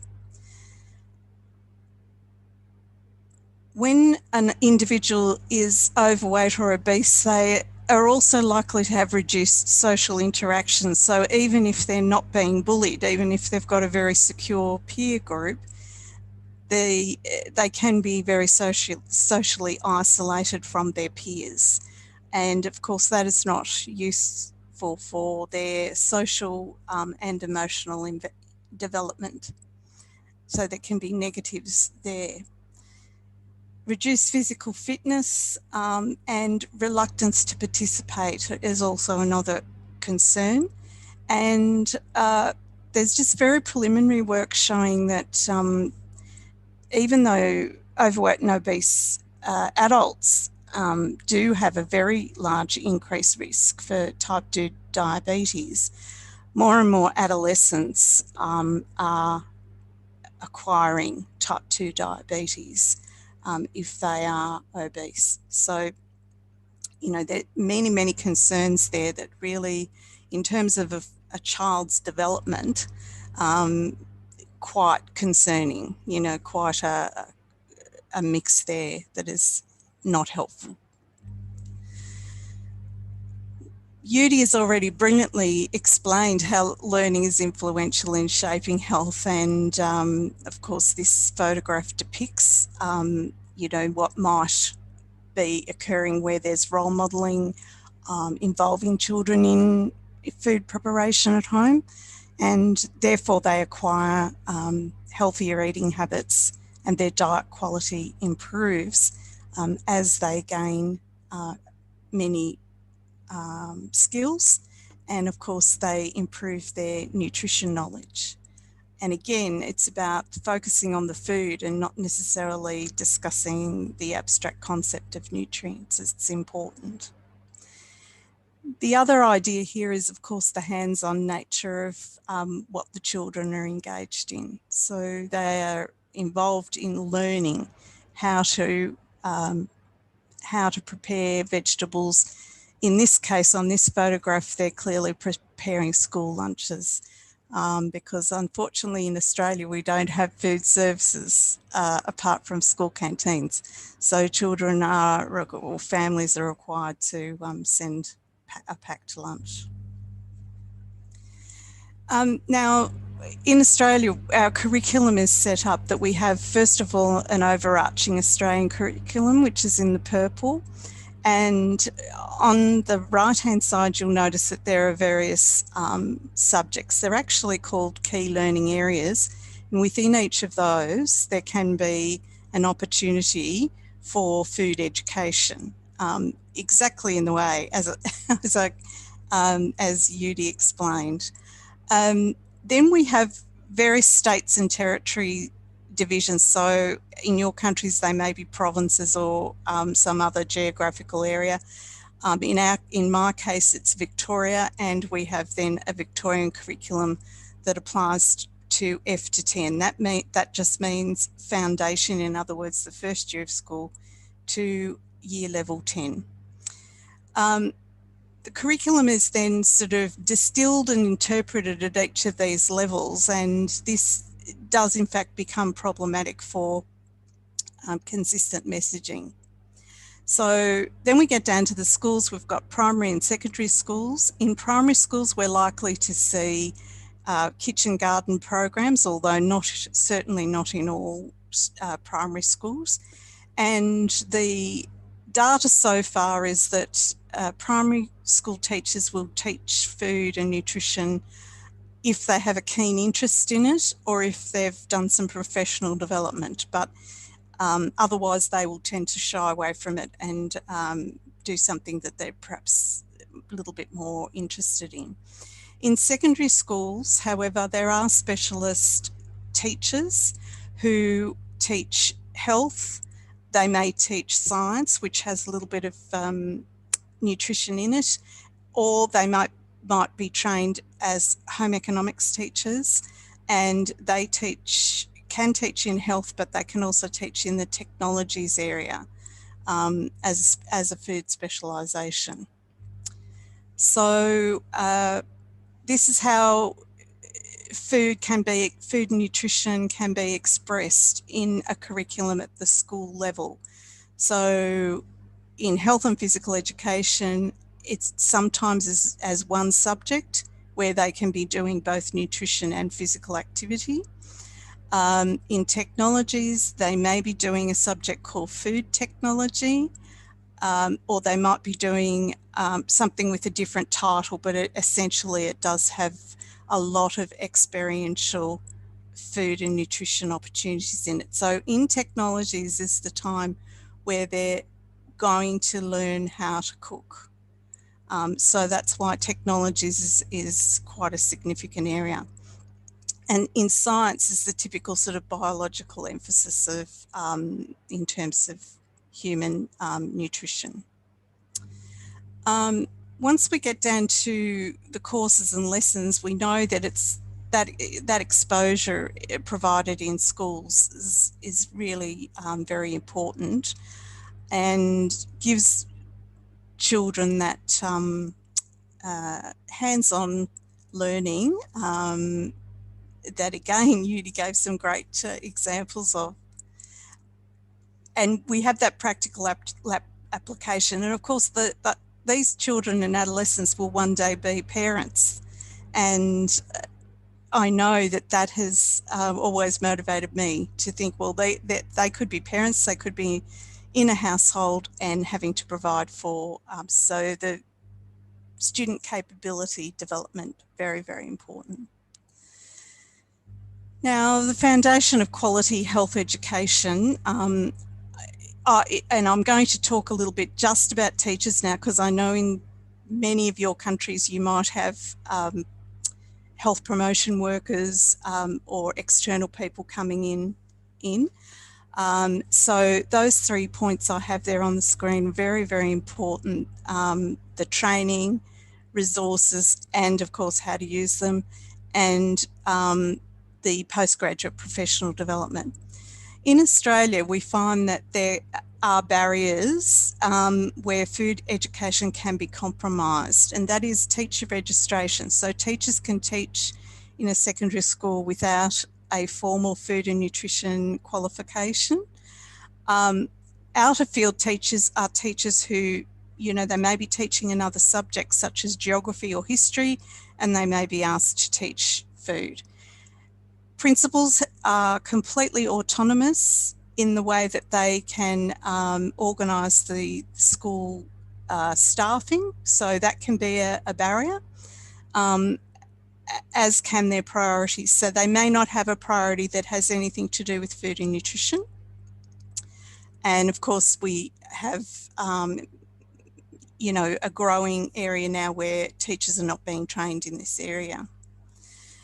School food services, I'll just mention this briefly because we do have school canteens. They are owned and operated by external companies or people, so sometimes there is not the control of the menu that you would like to have. Now, I'm just needing to wrap up, so I'll go on to food education during the pandemic. Now, at the moment, we don't have any hard research data on this, but I'm in contact with a lot of teachers, and these were the sorts of observations. So when schools were locked down for an extensive period, there were online lessons and practical classes varied. So the final years could go in and do a practical class, but the other year levels were at home. Some teachers, depending on the socioeconomic circumstances of the families, some teachers chose not to set practical lessons at home because they knew that that would be problematic. And on this one, it's really just, I did just a scan of mainstream media reports and social media platforms to see how food education was being handled during the pandemic, particularly in the time when we were locked down. Schools are just starting to go back in our state of Victoria, although they have been open for a few weeks in other states. So I think it was really important that nobody really understood what learning from home, what the aim was. Food tended to be equated with pleasure, leisure activity and creative, and it was all about the most beautiful dessert or the most beautiful sort of cake and so forth. There were issues with some food availability and food insecurity, particularly in regional areas, because people had, you know, panic bought a lot of basic foods like rice and pasta and so forth.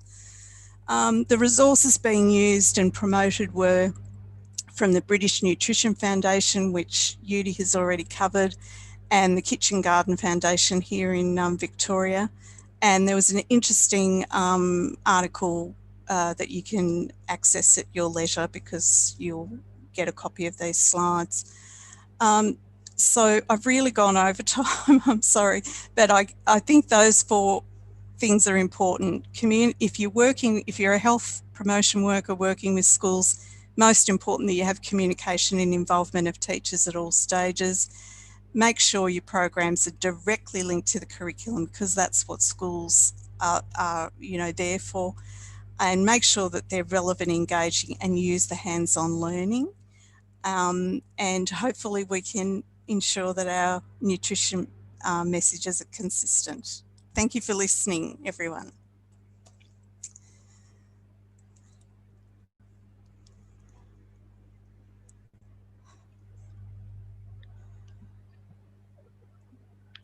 Thank you very much, Gail Boddy, for your very interesting presentations. So now we proceed to Q&A sessions. We have many questions from participants. We will start with the first presenter. There are 3 questions, but first let me ask.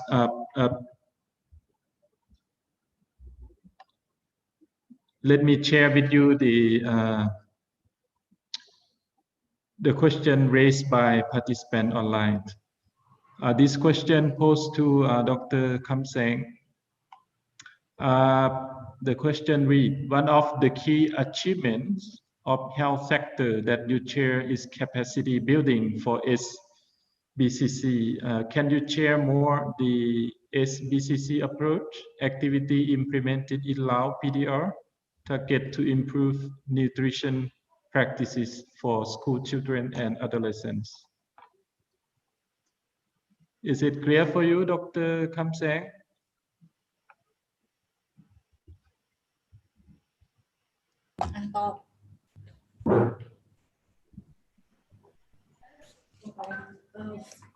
The SBCC for school children and adolescents, you mean? Yes, yes. Yeah. So for SBCC, for the health sector, we implemented as pilot project, SE initiation in the 4 northern provinces. This SBCC not only focus for the mother and children, but the package of SBCC we can use also in the school. And for the school, most of the practice is in the integrated in the integration in the curricula of the primary school. Mm-hmm. And there are some team.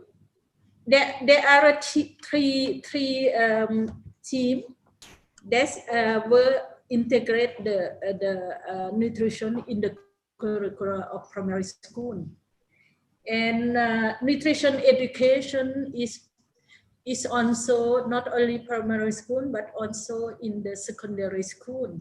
As longer as we implemented the school health project, is about the supplementation of iron folate tablet and also distribution of the deworming tablet, and also the oral health care for the pupils. I think we still have time, so there are 2 more questions from participants from Indonesia to Dr. Khamseng.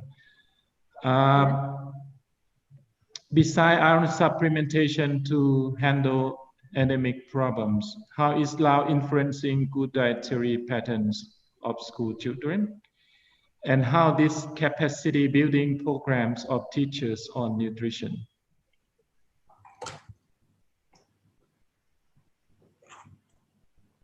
Is it clear for you for the questions?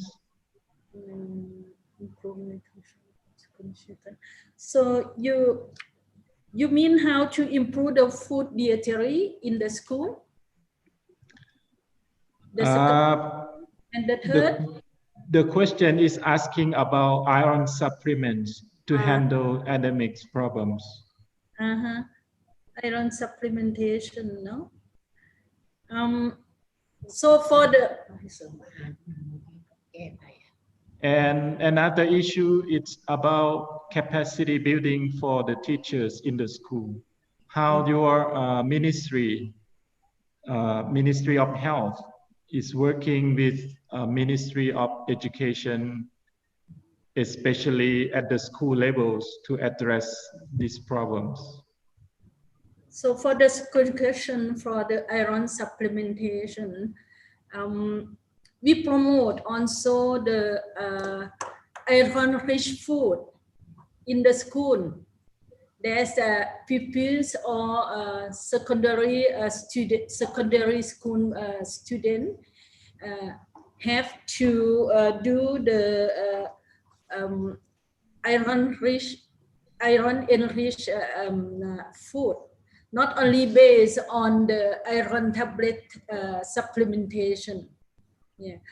Therefore, for the capacity building for the teacher on nutrition, we work together with the Ministry of Education, like the integration nutrition in the curricula, and also we involve in the some project of the Ministry of Education, like the early child education project, and also with the national school meal program. Yeah.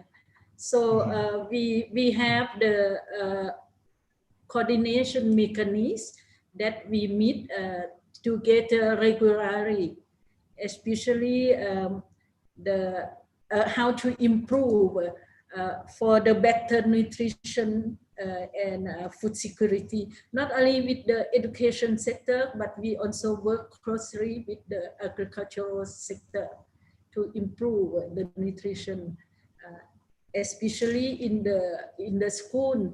We not only promote the nutrition, but also the agriculture, not only for nutrition, but also like building the bridge from the school to the community.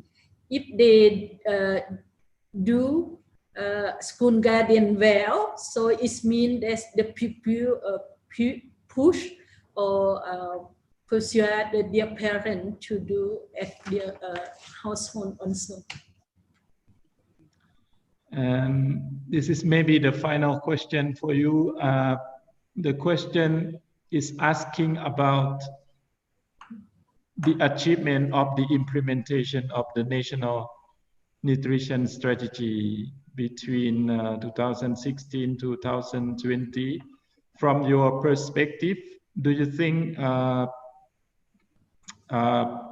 Laos government have achieved, to what extent the strategy, the objectives have been achieved so far?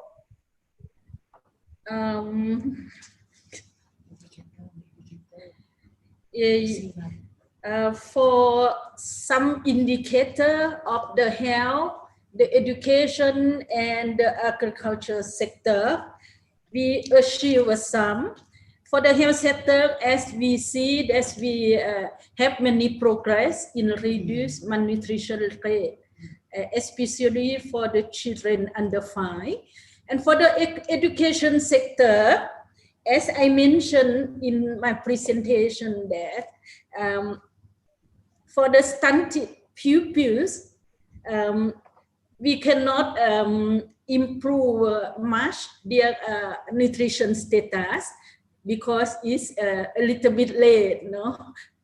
Because usually to improve the health status, we focus more on the first 1,000 days of the life. But for the pupil, most is to improve the education sector. And we see that most of the education indicators are improved. Especially, obviously, is the enrollment. The net enrollment is increased very much, and the leader of the Ministry of Education is quite satisfied, and also the detention rate is reduced. The school performance is better than before, because most of the children, when they have the meal, especially lunch meal in the school, so it's help them to stay to take lunch at the school, and then after that they have the room to read. They have the room to read. There's attract the pupils to read more, to learn more, and somehow there are also some sport or some leisure that they help them for more learning. Thank you very much for your clarification. We will return to you if other questions raised. Now Yeah. we move to the question to. Excuse me, Dr. Kiengkay. If some participants want to have my PowerPoint presentation, I already sent to the organizing committee. Okay.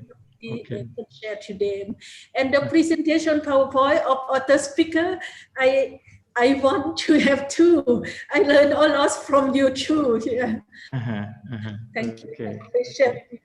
Thank you very much. Now we will move to the question for our second speaker, Dr. Judy. There are many questions from Philippines and Indonesia. So the first question, how can we best take care of what our school children eat now inside their homes? Since the lockdown measure because of the pandemics. Is it clear for you, Dr. Judy, for the questions? Okay.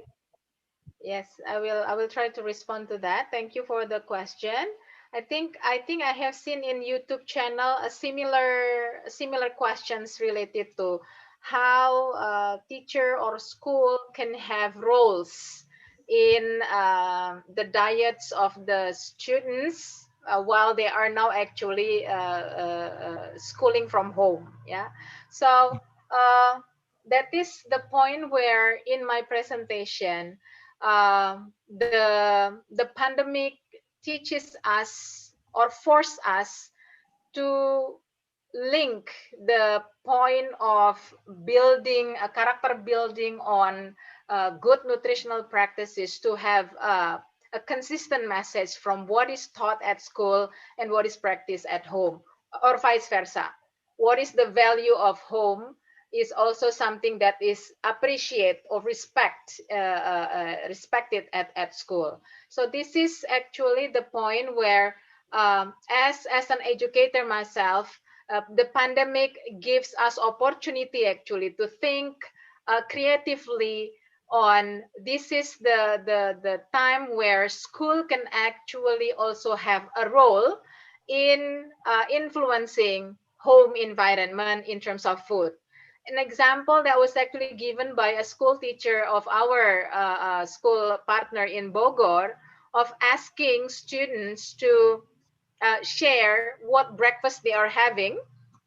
Actually, one could be one of an entry point. So from there, when you see what is the food that is prepared by them, because this is pretty much going to be prepared based on any resources available at home, so we can actually acknowledge also varying resources of our school students. There we can actually try to discuss. When we have seen the picture of their breakfast, we can actually discuss. Teachers can try to find ways depending on what subject, if you would like to insert this topic in a school subject, or if you have any other opportunity or channels on how you can discuss that. What happened with the school partner that we have in Indonesia is actually they share the My Plate. Yeah, in Indonesia we call it Isi Piringku, the My Plate guidance on what is recommended to be healthier plates when you are having breakfast. But then we need to be also contextual. The way I receive comments and sometimes critiques on nutrition is seen as expensive. I think we have to also appreciate that inputs. But this is really the time for teachers now uh, to also have or gain an understanding on the food pyramid and also the food groups. By understanding food groups, we can actually help students to opt to more affordable, healthier options like eggs, for example. Yeah, eggs. I believe eggs is something that that we can afford to consume.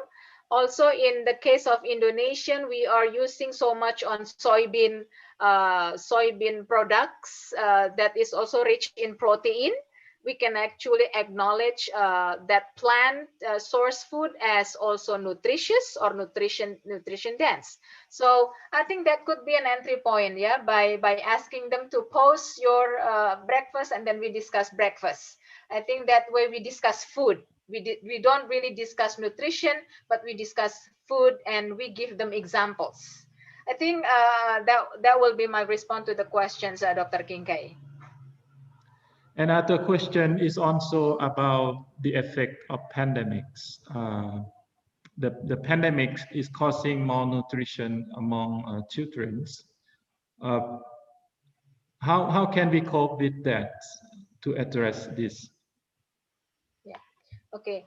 Thank you for the questions. I salute teachers. Yeah. I mean, the question must have come from someone who is dedicated to the well-being of the students, yeah, of the learners. So I salute this kind of views, wanting to know what is the contribution from the education sector on this part.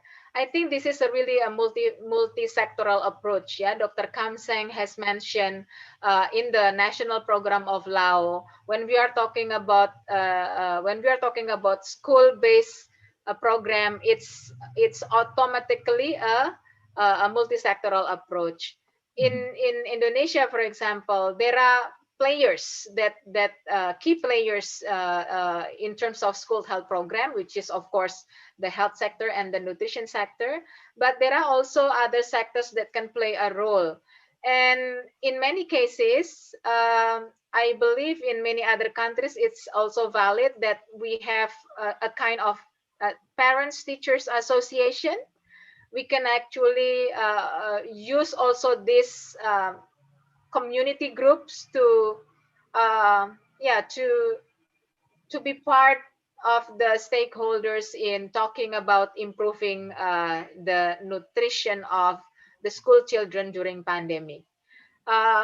Pandemic is really causing, I think, all ministries to have issues to tackle, not to mention the existing problem is persisting. So there is no one bullet, magic bullet to respond to the questions, Dr. Kiengkay. But I think I would like to underline the point of multi-sectoral approach that is very much needed for in the event right now during pandemic. Dr. Kiengkay, thank you. And the next question is from Indonesia. Oh, sorry, from the Philippines. It's about evaluation and monitoring of the school meal programs. How can we ensure the implementation of the programs? Yeah. During pandemic is the question. Not during pandemics. Okay. It means in general how to measure general. efficiency, effectiveness of Yeah. the implementation of the school meal programs. Okay. Okay. Thank you. I got the question now. So I think whoever is asking this question, there will be a session on school feeding program 2 weeks from now. So I believe issues related to monitoring and evaluation of a school feeding program will also be discussed during the session. But shortly, I would say it really depends on how the school program is also planned, I would say. So whatever is monitored and evaluated is going back to how things are planned. I learned from the presentation from Dr. Khamseng the involvement of farmers. Yeah, I think it is also similar in the school feeding program in Indonesia, especially for remote provinces, that we are trying to actually to sustain the supply of the food for school feeding by inviting parents committee as well as local farmers to be the suppliers. So if that is the case, then again, multi-sectoral approach is an issue of concern.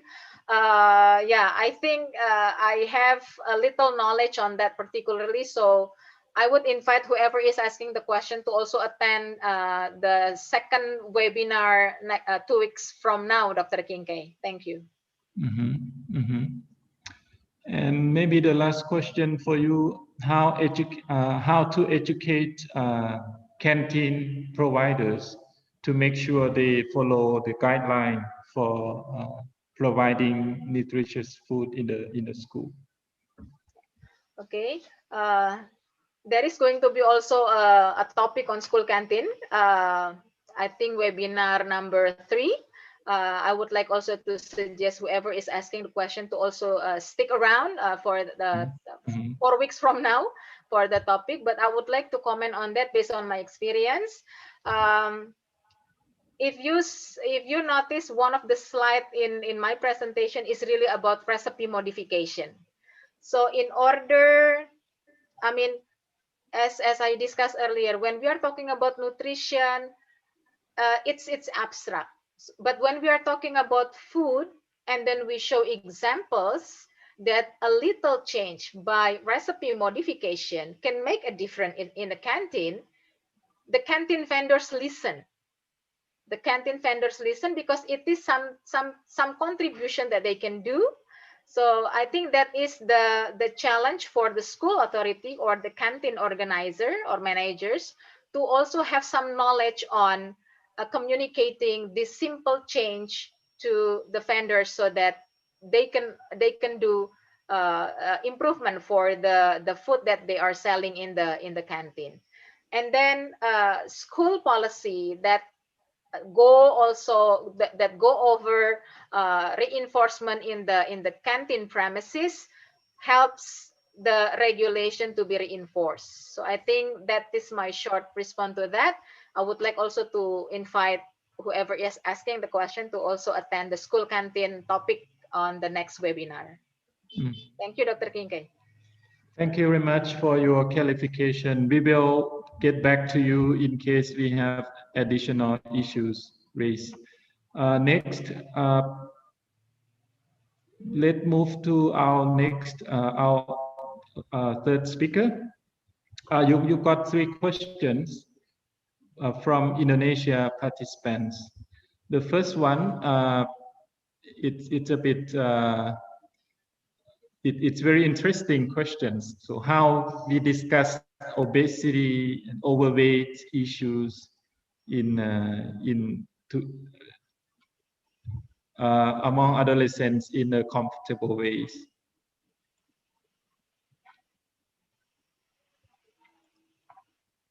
Can you unmute your microphone, Gail? Yes, that is a very interesting question because, as we would all realise, it's an extremely sensitive topic. And in fact, teachers often shy away from discussing body image issues directly with a student. We have many counselling services in schools, and so they would be more likely to be, if there was a question of perhaps bullying and if it was to do with body image, then that would be dealt with by the school counsellor, not directly with teachers.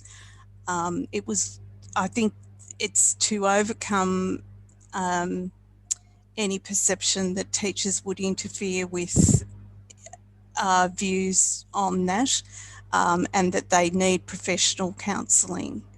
So, yeah, the classroom teacher would not be involved. I hope that answers the question, Dr. Kiengkay. The next question also related to it's a hot issues, the pandemics. So how to make simple school curriculum, food and nutrition in the times of COVID-19? Yes. Well, as I mentioned, different schools approached it in different ways. We have 3 schooling structures, one that is run by the Catholic education office. One is run by the state and one is independent schools, and that's exactly what it means. So it's, I think they're going to make very individual decisions and depending on what the parents demand too. And I think it's an amazing challenge for teachers to have to set a practical class, particularly because you're not even sure if some families have the necessary equipment, let alone the ingredients. So I think that it is a judgment that the teachers would have to make, knowing their particular communities. Because in the case of some schools, the children are not attending from necessarily a geographical community. They could be attending from varied communities with varied socioeconomic positions. So, but it is something that, you know, if these lockdowns are going to become something of a feature of our lives until we have a vaccine, then it's certainly something that teachers are going to have to accommodate, I think, and come up with some ideas, certainly. The last questions, the participant from Indonesia, Australia is a good example in terms of integrating nutritional education in the school curriculum. Can you share experience how to advocate the governments and the school about these issues? Sure. It's one of the reasons that I'm doing a PhD after almost 40 years of teaching in schools, because once upon a time, you could speak directly to your school community, the school council, the principal, and that would work. Now those power issues are becoming more widespread, and but you really need the parent groups behind you. And I think it comes about through discussion, but it's the situation in Australia is that food education is becoming more diminished in the timetable, and for all the reasons that I sort of had mentioned earlier. So it's an ongoing challenge for us to be able to advocate, but I think we definitely need the evidence base behind us, and we certainly have the health evidence, but what we need more of is how education can change the situation for our students and, as I said before, our future parents. I hope that answers the question. Thank you very much. Thank you very much for your clarifications. I think we don't have additional questions from other participants. So may I open the floor to other participants? Are there any suggestions, comments about this webinar? General comments?